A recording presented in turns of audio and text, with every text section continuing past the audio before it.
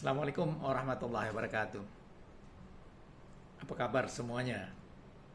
Kita kembali membahas berita tentang Jokowi yang secara mendadak bertemu dengan Presiden Prabowo di kediaman pribadi beliau di Jalan Kertanegara, Kebayoran Baru, Jakarta Selatan. Sampai hari ini tidak ada satupun yang memberitakan apa saja yang dibicarakan Presiden Prabowo dengan Presiden ketujuh Joko Widodo. Istana Negara tidak menyampaikan apa isi pembicaraan. Begitu juga Syafrin Samsudin yang setelah pertemuan antara Presiden Prabowo dengan Jokowi itu juga tidak menyampaikan, hanya dia mengemukakan ada pertemuan dengan tokoh-tokoh dengan Presiden Prabowo. Begitu juga Brian Yuliarto, Menteri Pendidikan Tinggi, Riset dan Teknologi, yang juga Kepala Badan Industri Mineral, tidak juga menyampaikan apa saja pembicaraan kedua tokoh yang kemudian harus ditindaklanjuti oleh kedua menteri yang dipanggil. Saudara, tetapi kita bisa menduga karena Jokowi ini dalam keadaan terdesak, diduga mencari perlindungan kepada Presiden Prabowo. Kita tahu hubungan kedua tokoh ini sangat dalam. Jadi wajar kalau beliau minta bertemu dan tentu secara langsung dan tidak langsung minta perlindungan. Apa masalah yang dihadapi? Pertama, ijazah palsu ini sudah begitu lama menjadi pusat pemberitaan dan semakin menjadi-jadi setelah KPU membuka data tentang ijazah atau fotokopi ijazah Presiden Prabowo yang diajukan atau digugat oleh Banatua Silalahi. Nah, ketika Banatua Silalahi diinformasikan KPU bahwa dia bisa mendapatkan salinan atau fotokopi ijazah Jokowi yang dilegalisir oleh UGM, maka beliau didampingi Roy Suryo lah yang kemudian membuka masalah ini, dan dia mengatakan 99,9% ijazahnya itu palsu. Ya, saudara-saudara, itu dugaan pertama yang tentu beliau sampaikan. Dugaan kedua juga yang berkaitan dengan putra sulungnya, Gibran Rakabuming Raka, yang juga tengah menghadapi masalah. Masalah yang dihadapi itu juga berhubungan dengan dugaan ijazah palsu juga yang dipakai. Saudara, selain itu kan informasi yang disampaikan kepada saya atau yang saya peroleh bahwa Jokowi walaupun tidak punya kekuasaan, tetapi para pemilik uang atau oligarki dan juga pejabat tinggi masih bola-balik ke Solo bertemu dengan Presiden ketujuh Joko Widodo. Artinya apa? Jokowi ini masih kuat, mempunyai jaringan. Orang itu mempunyai jaringan dan dianggap kuat. Pertama, dia punya uang. Tentu Jokowi pada semasa berkuasa diduga keras juga punya uang yang sangat besar. Ada yang menyebutkan tidak berseri uangnya.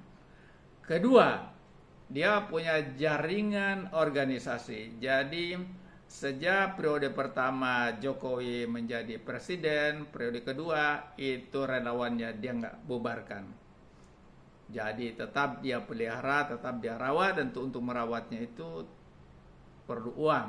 Nah, kemudian sampai sekarang mereka mendukung kuat tentang berbagai persoalan yang dihadapi Presiden ke-7 RI Joko Widodo. Selain itu juga PSI, Partai Solidaritas Indonesia, baru saja diangkat Muhammad Ali, mantan Wakil Ketua Umum Partai Nasdem. Beliau sekarang menjadi Ketua Harian Partai Solidaritas Indonesia, dan beliau sudah mengatakan jangan hanya membeo dan diam ketika Jokowi diserang tentang ijazah palsu. Jadi saudara-saudara, Jokowi punya jaringan, punya uang, punya relawan, dan itu kekuatan dia.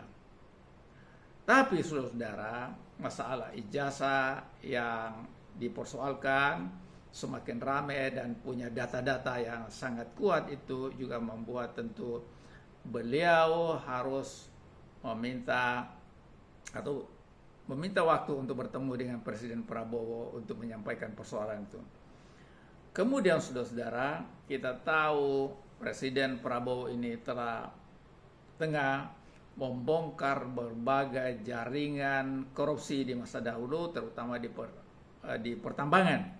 Kita tahu Riza Khalid, seorang yang kaya raya yang selama ini mengatur impor BBM di Indonesia, dan tentu terkait dengan kekuasaan Jokowi dan kekuasaan yang lain, sudah dijadikan tersangka dan tengah diburu. Bahkan sudah dikatakan paspornya sudah dicabut, jadi stateless, dia nggak punya kewarganegaraan, kira-kira begitu. Tapi namanya orang punya uang, bisa saja tidak terendus dimanapun berada. Saudara-saudara, itu bisa terjadi. Kemudian juga pasti menjadi disinggung dugaan adanya gonjang-ganjing tentang Kapolri. Desakan publik ini ingin supaya dia mengundurkan diri atau diberhentikan. Kemudian saudara-saudara, pasti juga terkait dengan reshuffle kabinet yang baru lalu, di mana pendukung utama die hardnya Jokowi seperti Budi Ari Setiaji, tadinya Menteri Komunikasi dan Informatika, kemudian di masa Presiden Prabowo menjadi Menteri Koperasi, juga dilengsarkan.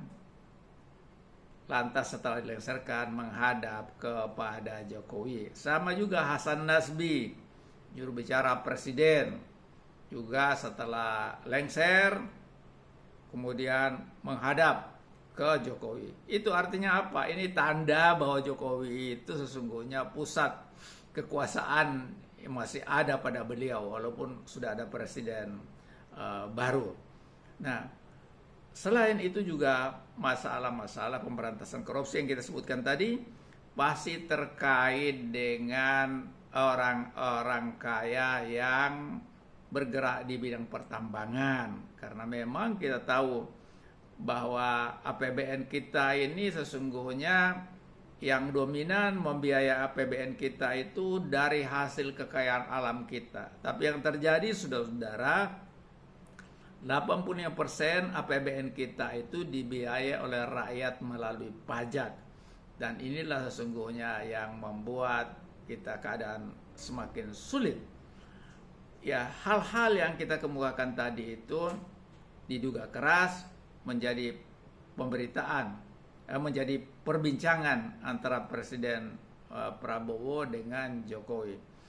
Tentu kita patut menduga Jokowi sekali lagi ingin mendapatkan perlindungan politik agar tidak menjadi sasaran untuk meruntuhkan kredibilitas beliau, meruntuhkan kewibawaan beliau sebagai mantan presiden. Tetapi saudara-saudara, ini sudah menjadi opini publik dan itu harus dibuktikan melalui pengadilan. misalnya gugatan misalnya tentang dugaan ijazah palsu, itu harus dibawa ke ranah hukum, kemudian diadili.